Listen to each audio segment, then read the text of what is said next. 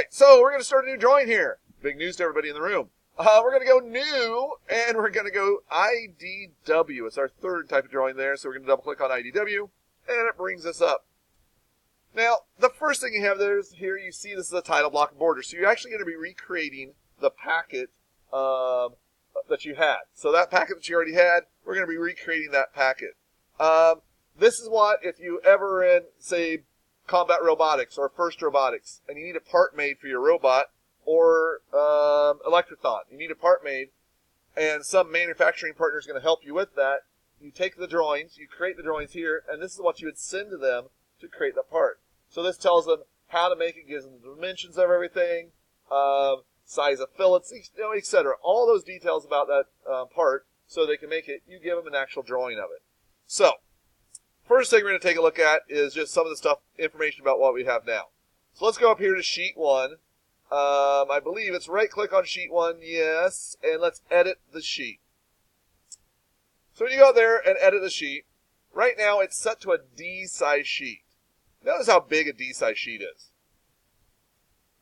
A D-size sheet is a 22 by 34 inch piece of paper. It's a relatively large piece of paper. Does anybody know your standard piece of typing paper, what size sheet is that called? 8.5 by 11, but what letter is it? That is an A. So we are going to change this from a D to a letter size A sheet. And you're going to go OK. Now when you do that, notice the title block is a bit on the large side. The title block is really too big for it. So right now, the title block is here. It is this ANSI large. We're going to delete out that ANSI large. So you just right-click on it, delete, or just select it and hit delete. So you get rid of it totally. And they have another option for you. I still think it's a little bit large, but it's a title block, and we need a title block down there in the corner. So anyway, we're going to go there and open that drawing resources up. You see one that says title blocks. Hit the arrow on it and open it up. And you see now just one called ANSI A. Double click on the one called ANSI A. And it adds that one in. Much smaller. Still, for me, it's pretty large. I almost wish you would have all of this gone and like this top level here gone and just be this little teeny tiny one in the corner. That you don't have quite as much information there. But that's the default. Hint here is we can actually change that, but not something we're going to do right now. Maybe later we'll get into editing title blocks so you can kind of see that and maybe make up some custom ones. But for right now, we're just going to go with the standards. All right. So this is your sheet. What do you think might be the first step you would do getting started on the actual drawing? Open up the part. So what up here would I click? Would I go up here to crop? No, base. Oh, yeah, because inventor, one of those crazy things. Top left corner is typically your first step. So let's go up there and click on base. Now when you click on base, you've got to go to where you have your camera block saved. So go and open up your camera block folder. So you go up here to your little folder and find your camera block. I've got to find where I have a camera block. Where do I have a camera block? Oh, I probably have one here. Inventor. Cameron. Here we go. All right. So here's our camera block. What I want for our first part is this one here. For me, that is called part 2. For you, that probably would have been called part 1. But the one that looks like this is what I want for your first part. Just that simple little L-shaped block. So find it wherever you have it saved. Everybody doing good so far? I'll pause here. So I did just click on open on the screen. And now you have this part out here on the screen. You can move this part around here. But what you're trying to do here is you want to place in your front view first. So looking at our handout, what does the front view look like? Is this the front view? It says front view here, but is this the front view of the object? No. So this cube, you can manipulate it. So let's click on the side arrow of this cube. So there. Is that the front view? Yes, it is, because I can see this line down. And I'm going to twist mine all around here. There's the left side view. There's the back, because it has that line in between there. I could flip it this way. I could spin it that way. I could turn this thing all over the place. But I obviously don't want to do all that stuff. I want to get this view. That is the view looking at the line down the middle of it and shows it in the narrow direction there. That's great. So I'm going to click there on the screen. Click. Now, if I drag my mouse up and I click there, that's going to be the top view. I drag my mouse over, click there, that's going to be the right side view. Come up here, click there, and there's my isometric view. Bam, done, that easy. I can go okay, and I got all my views placed in my drawing. Little bit easier than what it would have been in CAD to draw the front, the top, the right side views of an object. Obviously, this is a very, very, very simple object. It does not matter how complex the object is. It's that quick. Just go click, click, click, click, okay, and you've created those views. Now, there is one other way to do this, so I'm going to delete these out real quick and show you. After you place your base view, you could do it this way. You could go projected. So if you accidentally place the base view and hit OK, not the end of the world. All you do is go up here to projected, and you can project this one straight up to there, project this one over to there, project that one to there, and then right-click and create, and it creates those views. Does exactly the same thing as what we just did. All right, so now with this, we need to move things around on our screen a little bit better. So I'm going to slide this one over to here. I'm going to slide this one over maybe to about there. That one down a little bit so it's a little bit spaced. Maybe this one over into about here. And that really looks pretty good. Now, if you notice, different than your handout, our handout was on a size C paper, and it says it right there on the handout, size C. This one it says size A. So different than our handout, our drawing is much larger on the sheet. The title block on here is much larger. It's going to actually make it a little bit difficult fitting our parts on here, but it's better to get this set to a size A paper, which that's what we would be printing it on if we were printing this. So, here's this, looking good. Now, the only thing you have left, notice also, and it's kind of a side note, when you move your right view, or your front view side to side, notice the top view stays linked to it, because it knows, Inventor knows those have to stay lined up.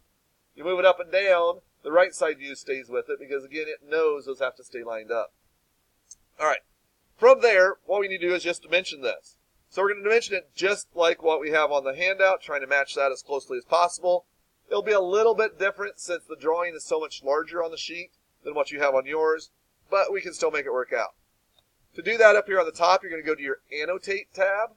So go to Annotate there, click on it. On Annotate, the first one is Dimension. So I'm going to click there on Dimension.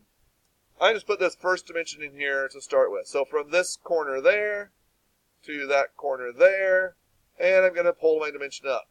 Now notice, as you pull it up, right there I'm going up, I'm going up, I'm going up, and it locks into place.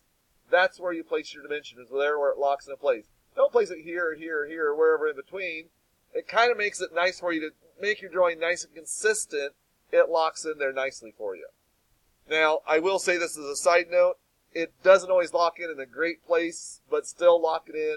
When I grade it, if I see that it's locked into a position, I'm going to count it right. If I see that you just put it wherever, I'm going to count points off. So, on this, you could add information here if you wanted to, 3-inch and blah, blah, blah. You could add in the 3-inch blah, blah, blah there. We really don't want to add that in, so we're going to take that out, but you could if you needed to add some words there. Here, since we don't need to add anything, we're just going to go OK. And that one's on the screen beautifully. All right, next, we're going to go dimension again. Over here on this one, I'm going to zoom in there a little bit on it. It's going to place it a little bit different. I'm going to do my small 1/4-inch one here first. So first, I'm going to click on this bottom corner. I'm going to click there, and I'm going to drag it out to right there where it locks in. Now notice, my dimension went down here below. It's because it's larger. The numbers are larger than what is on the other sheet. That's why it didn't fit in between. And notice it went on the bottom. You can make it go on the bottom or the top. Yours may have went on the top depending on where you clicked. Notice the difference with that. Oops, I want to delete it, so I'm going to select there. If you click on this top corner first, then click down here, your dimension will be placed up above on the first position where I clicked. I really want it down below because above there is going to get kind of in the way of my next dimension. So if you didn't get it below, you want to start over, click there, pull it out, and have it down there below. And that's great. Then outside of that, just like the handout, I'm going to add in the larger dimension. So from there to there. Again, pulling out to, it locks in right there. Is where I'm going to place that. And that's beautiful. right there. All right, up here on the top. Again, I just know I want my dimension appearing over here on the side instead of out here in the middle, so I'm going to click on this side first, then there, and pull it up to where it locks in. Beautiful. Next, from there to there, pull it up, whoop, locks in right there. Click, and beautiful. Right there, that's great. It's better than having your dimension over here in this space. It gets a little bit confusing whether this is a ½ inch or this is a ½ inch. With it out here on the side, it's more easily, you more easily can see the arrowheads there, and it's just a little bit better placement. That is beautiful. That drawing is basically done. There's a couple more little tidbits we're going to add though. Here in the title block, there's a way that you can get in and modify the title blocks and do this a little bit different way. So when you start your drawing, you enter in all the information. Right now, we're not going to touch on that. Right now, we're just going to add in some text in here. So we're going to go up above and click on the text command. Going to come down here inside of the title block, click, and we're going to put in some text. Right now, our text is 0.12 tall. I'm going to make it a pretty large text. I'm going to make it 0.24. And I'm just going to say what this is. This is part 1. And go OK. There's part 1 there. I'm going to hit escape. So I have a little 4-way arrow appear over that. I'm going to just drag this around to where it's nice and centered. Something kind of like that. All right, so now, this one in the top right corner, the isometric, I didn't do it on your handout because I didn't want to take up a bunch of colored ink, but this is kind of a neat little option you can do here. With escape hit, so hit escape so you cancel out everything. Go out there and hover over top of that drawing. Notice the little red dots appear. So when you go out there on the outside edge, little red dots appear. Right-click on it there, and come here to Edit View. So right-click and Edit View when you're hovering over top of that isometric. Then, on this, there's 3 different options you can pick here. One, the first option is Hidden Line, which will make your hidden lines appear, which you really don't want on isometric. The next one's where it said is Hidden Lines Removed. The next one is called Shaded. Let's click on Shaded, and go OK, and notice what happens. My part takes on the color and the shade of whatever you had it drawn as, which is kind of nice. It makes it look kind of cool when you print this, or if you have this packet. It's a nice looking little effect to that. So that's what we're going to do to this sheet. All right. So now, to finish this thing up, if you didn't quite get that, I'll get you here in just a second. To finish this up, we're going to add in the other pages of this. It used to be back in the day before the first times I was doing IDWs for actually the first few years. I would just do this IDW, call it part 1. Then I'd do another IDW, call it part 2. Another one, call it part 3 and part 4, etc. I did not even know about this option. If we go back to our Placed Views tab, so this Placed Views tab right here, over here on the very far right, there's something called New Sheet. Click on that, and it brings you a nice blank sheet. Over here on our list, we see Sheet 2. That's where I'm at now. It's highlighted. Sheet 1 is grayed out. If I go back and double-click on Sheet 1, I'll go back to Sheet 1, and then double-click. This one's grayed out. I can switch back and forth between the two.